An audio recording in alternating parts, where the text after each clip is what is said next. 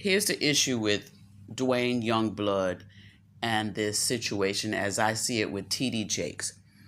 Duane Youngblood went on Larry Reid's platform to be interviewed, and he mentioned TD Jakes' name along with several others.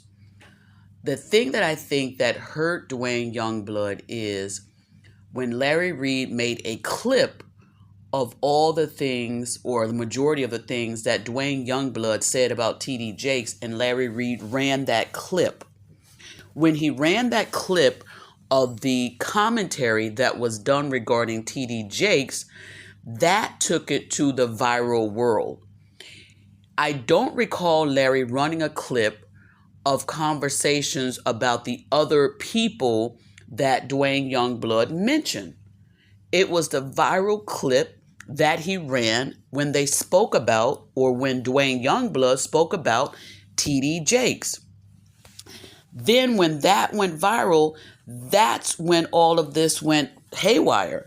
So the other part that I think that there was some errors with, or could have been better, is when Duane Youngblood mentioned in his commentary, which everybody is talking about, that TD Jakes allegedly tried to come in and kiss him, and that TD Jakes allegedly called him while he was in the bathtub. I don't recall hearing Larry, as the person who's interviewing the person, as the host, Larry is the host, I don't recall Larry stating anywhere in that conversation, and I'll check the video again to be clear, but I don't recall Larry stating anything like, "Are you sure he was trying to kiss you?" Could it have been possibly that he went in to give you a goodbye hug, as we all do, and maybe the faces, like sometimes they don't connect right, and it could appear that he tried to give you a kiss? I don't see Larry in the interview trying to defute anything that Duane Youngblood said. Now, I know Larry, as the host, is trying to give his guests the opportunity to speak, and you don't want your guests to feel as though you don't believe them. However, I feel you do have a duty to the public to maybe weigh different scenarios to make sure that both sides of your audience is getting the knowledge that, maybe we should be giving them. You know what I'm saying? I think that, and then when he said he called him from the bathtub, a lot of interviewers, a lot of, people would have probably said, "Are you sure that's what happened?"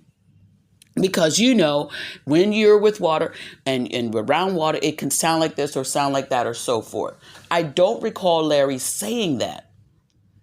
And even if Duane Youngblood felt as though he called him from the bathtub, is that enough to think or put out that that TD Jakes is sexually attractive to you? Because that's the insinuation that he put out. You see what I'm saying? That's the insinuation. And again, I think, now, of course, Larry is saying we don't believe now. And Larry is saying, he was my guest. This is what he did. I didn't say it. I understand he's saying it. However, Larry has to take accountability for the part that Larry ran the video clips of only TD Jakes. And when he did that, that is what had this to spiral like it did. Now, Duane Youngblood, sure, of course, had the opportunity to file whatever lawsuits, to file whatever paperwork, to send whatever demand letters that he wanted. That's not Larry's fault. However, the attraction and attention that it got was attributed to Larry. And I don't understand why Larry is not saying, yes, it went viral because of me, because Larry loves saying when stories went viral because of him. But this opportunity, why isn't he taking that same claim? It all went viral because of me. And if he has, send me the clip. I haven't seen it. I've been on vacation, haven't seen it. But should Larry be included in part of the lawsuit? Maybe the part that the lawyers would say is that Larry attributed to this by circulating the story. Not necessarily that Larry said the story, but Larry circulated it, got it out there in the public. Remember, like Larry says all the time, he don't post anything until it's gone public. where Larry's the one that posted this originally, it went public. So all the other people that posted after can say and will say Larry posted it first. So that's the only part that I think that Larry will be attributed to all of this. Now, the legal term will phrase or whatever, they'll do whatever they do. But Duane Youngblood has got this whole situation, him in this lawsuit, his lawyer sending a demand letter for $6 million based on what? And that's the other thing. If Duane Youngblood wanted justice, why didn't Duane Youngblood go after TD Jakes for not the money part, but the part of can he go to jail? Which I don't think you can go to jail based on someone saying you tried to kiss me or I called me from a bathtub. So I think the demand letter was basically, in my opinion, in my thought, was basically sent out because he was trying to get money from TD Jakes to hush him. But the problem is the story had already ran. So what are you going to be hushing him for? And if there was more evidence that Duane Youngblood wanted to say regarding TD Jakes, why didn't he take the opportunity to say it on Larry's platform? Now, many people may say, well, he has more to say about TD Jakes, and it's probably going to be said in court.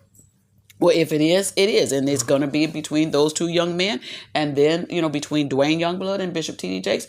And when we find out about it, the first one to air it, we're all going to be the next ones to talk about it.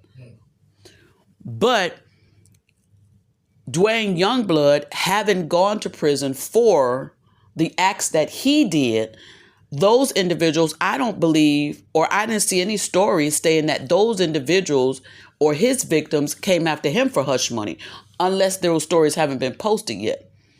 But they came after him and said jail time, prison time. So again, him sending this demand letter to Bishop TD Jakes is just the thought of what are you trying to gain from this besides the money? And then another thing, he mentioned other people's names, other bishops and other people's names on the interview that he did with Larry Reid. My question is, did he send demand letters to those people as well? Because I don't recall seeing any stories stating that those people got letters as well. We're only hearing that Bishop TD Jakes got a demand letter and he responded with a lawsuit. But other people were mentioned in that video. So my question is, did Duane Youngblood's attorney send letters to all the people who Duane Youngblood mentioned in Larry Reid's interview? That's my question. If somebody has that, send it to me, because it would be interesting to find out if he sent several letters or just one letter. And if he only sent one letter, why? Because that was not even the most incriminating thing that he allegedly stated these group of people did, calling somebody from a bathtub and trying to kiss somebody wasn't even the most egregious thing from the interview. So did you send letters, demand letters to all these other people, or did you only send a demand letter to Bishop TD Jakes? And the other question is Bishop TD Jakes one of the largest and most wealthiest persons that he mentioned on Larry Reid's interview? And is that the reason why that pastor, that Bishop TD Jakes, got the demand letter? Because he's the one at the top with the most money. Is that the reason why? We're going to find out as we continue to follow it here on the Juice Radio and Talk Show. Remember to like, subscribe, and share. We just want to know the truth. We just want to know the truth. Whether it's on one side or the other, we just want to know the truth. We'll see y'all on the next one.